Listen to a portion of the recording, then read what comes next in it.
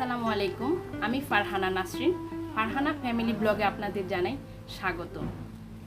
আজ তৈরি করে দেখাবো গাজীপুরের ঐতিহ্যবাহী নকশি পিঠা। আমি গাজীপুরের মেয়ে, তাই এই পিঠাটার একদম পারফেক্ট রেসিপিটা আপনাদের সাথে শেয়ার করার চেষ্টা করব ইনশাল্লাহ। চলুন তাহলে শুরু করা যাক নকশা পিঠা। নকশি পিঠার জন্য প্রথমে আমি কাই তৈরি করে নিব। সেই জন্য একটা কড়াইতে আমি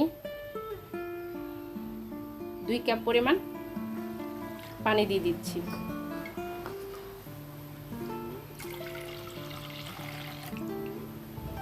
এখন আমি অপেক্ষা করব পানিটা যতক্ষণ না পর্যন্ত। এখন আমি এর মধ্যে পরিমাণ মতো লবণ দিয়ে দিব।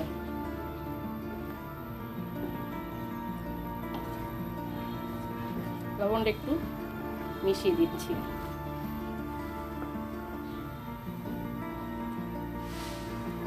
আমি এখানে মেজারমেন্ট কাপের 2 কাপ পানি নিয়েছি, আর ঠিক সেই মেজারমেন্ট কাপের 2 কাপ শুকনো আতপ চালের গুঁড়া এর মধ্যে এখন দিয়ে দিব।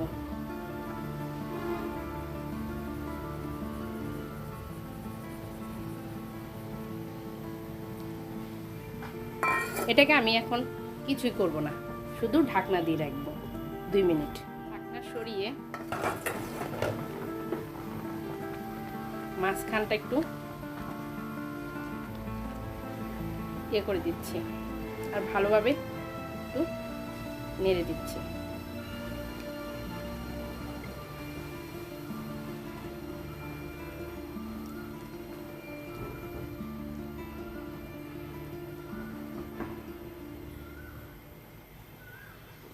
চুলাটা বন্ধ করে দিচ্ছি।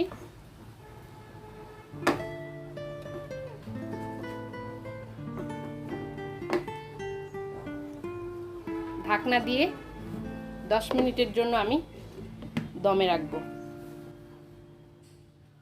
ফিরে আসলাম 10 মিনিট পর। এখন আমি এটাকে এটার মধ্যে ঢেলে ভালোভাবে কাইটাকে ময়ান করে নেব।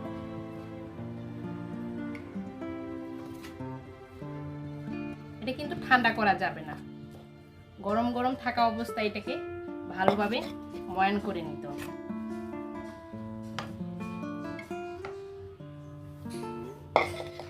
এটার মধ্যে কোনো আলাদা পানি দেওয়া যাবে না।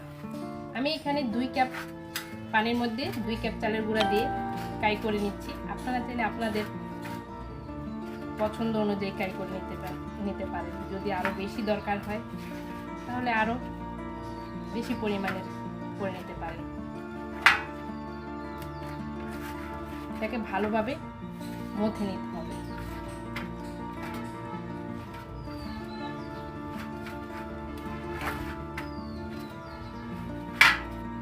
হয়ে গেল পিঠা বানানোর জন্য আমার কাই। এখন আমি ভেজা পানি নিংড়ানো একটা কাপড় দিয়ে এটাকে ঢেকে রাখবো, যাতে করে পিঠা বানাতে বানাতে এটা ড্রাই না হয়ে যায়।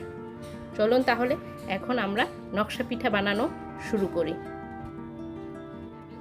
এক গোল্লা কাই নিয়ে নিব, আর একটা রুটি বেলে নিব পিঠার জন্য। এই রুটিতে কিন্তু কোনো আটা বা চালের গুঁড়া ইউজ করা হয় না।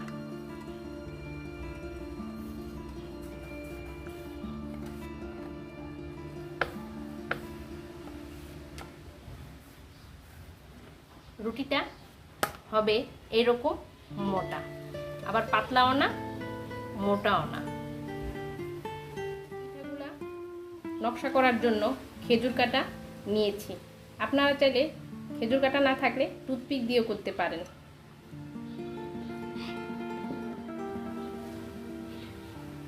আর আমি পিঠাটার মধ্যে এখন তেল দিয়ে নিব।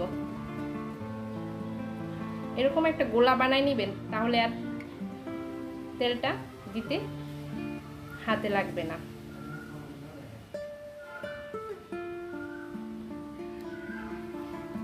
প্রথমে আমি একটা সহজ ডিজাইন করে আপনাদের দেখাবো, সেই জন্য একটা স্টিলের গ্লাস নিয়ে নিয়েছি।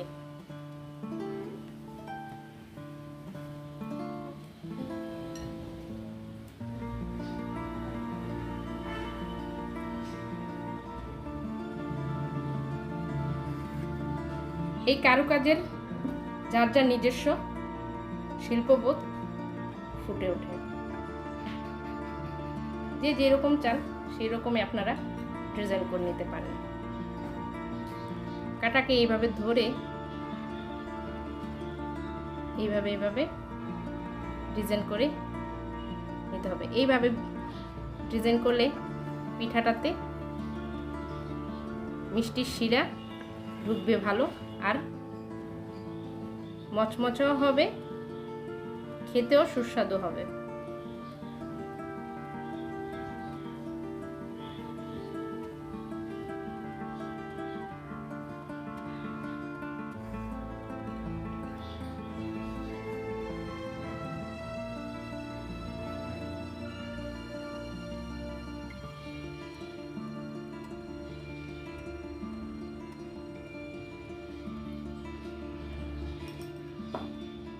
আর এদিকে আপনি জিগজ্যাগ করে এরকম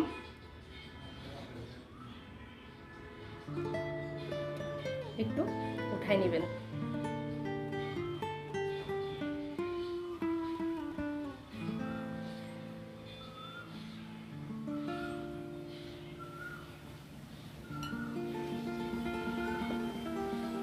এখন কাটা দিয়ে আমি এটার বর্ডারটা করে নেব।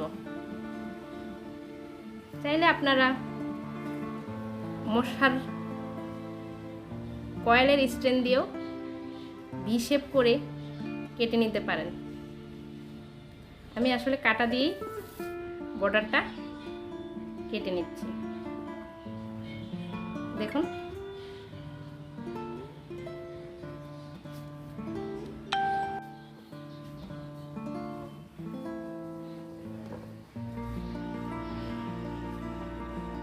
তৈরি হল আমার নকশি পিঠা। আমি আপনাদেরকে আরো কয়েকটা ডিজাইনে দেখিয়ে দিব। হয়ে গেছে আমার পিঠার বর্ডার কাটা।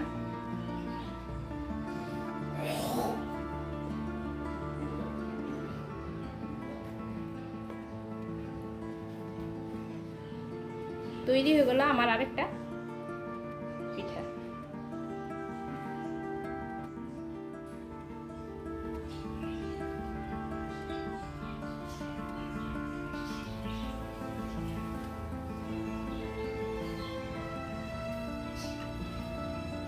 এখন আমি মাঝখানটা এইভাবে উঠিয়ে নিব। যদি আপনারা নতুন ডিজাইন দেখতে চান তাহলে আমাকে কমেন্টস করে জানিয়ে দিন, তাহলে আমি আপনাদেরকে আরেকটা বিভিন্ন রকম ডিজাইনের ভিডিও তৈরি করে নেব আপনাদের সুবিধার্থে। কাটা দিয়ে আমি এটারও বর্ডারটা কেটে নিচ্ছি।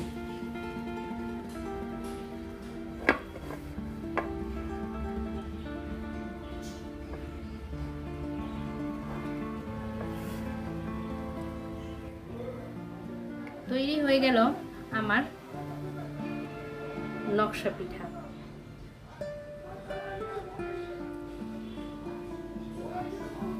দেখুন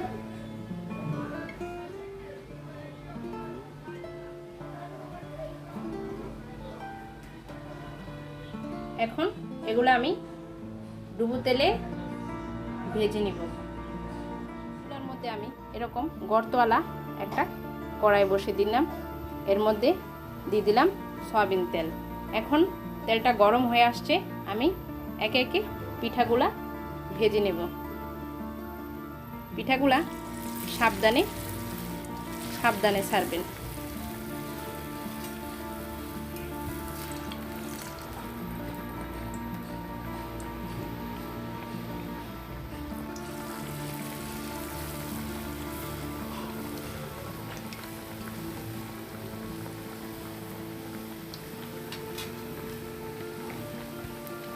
এভাবে আমি পিঠাগুলো এখন ডুবো তেলে ভেজে নিব।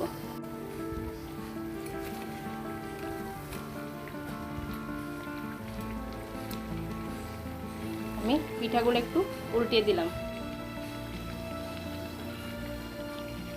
এভাবে ভেজে নিব যতক্ষণ না পর্যন্ত পিঠাটা ভালোভাবে ভাজা হচ্ছে। হয়ে গেছে পিঠাগুলা ভাজা। এরকম কালার আসলেই পিঠাগুলা নামিয়ে ফেলতে হবে, কারণ এই পিঠাগুলা দুইবার ভাজতে হয়। দুইবার না ভাজলে এই পিঠাগুলা মসমসে আর খেতে ভালো লাগবে না। সেই জন্য আমি এরকম কালার থাকতেই পিঠাগুলা নামিয়ে নিচ্ছি।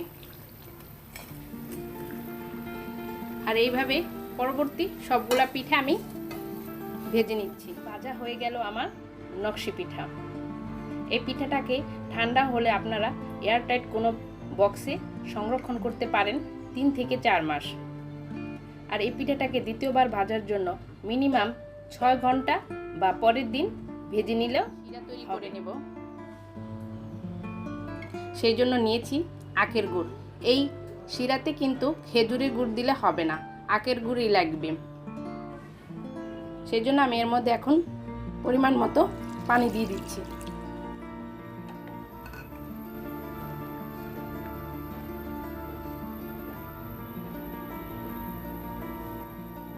তৈরি হয়ে গেল আমার গুড়ের শিরা। এটা হয়েছে কিনা কিভাবে বুঝবেন? এরকম যখন দেখবেন একটা তার হচ্ছে, তখনই বুঝবেন যে এই শিরাটা তৈরি হয়ে গেছে। এখন আমি দ্বিতীয়বার পিঠাগুলা ভেজে গুড়ার শিরের মধ্যে চুবিয়ে নিব। পিঠাগুলাকে আমি মূলত পরের দিন গরম তেলে দ্বিতীয়বার ভেজে নিচ্ছি।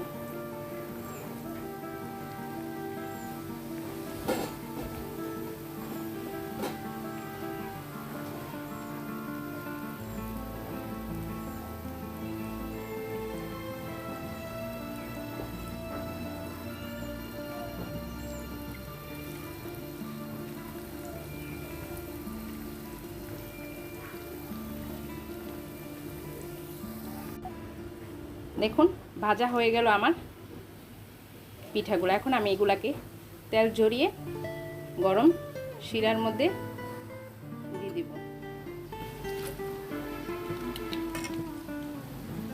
এভাবে 2 থেকে 3 মিনিট এই শিরার মধ্যে আপনারা পিঠাটা চুবিয়ে রাখবেন, তাহলেই পিঠাগুলা খেতে একদম মুসমুসে হয়ে যাবে। আমি পরবর্তী পিঠাগুলা এভাবে ভেজে শিরা দিয়ে নিব।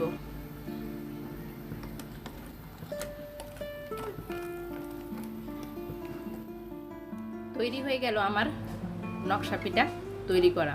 যদি আমার রেসিপিটা ভালো লেগে থাকে তাহলে অবশ্যই আপনারা লাইক, কমেন্ট, সাবস্ক্রাইব করে আমার পাশে থাকবেন। আজকের মতো এখানেই বিদায় নিচ্ছি। আল্লাহ হাফেজ।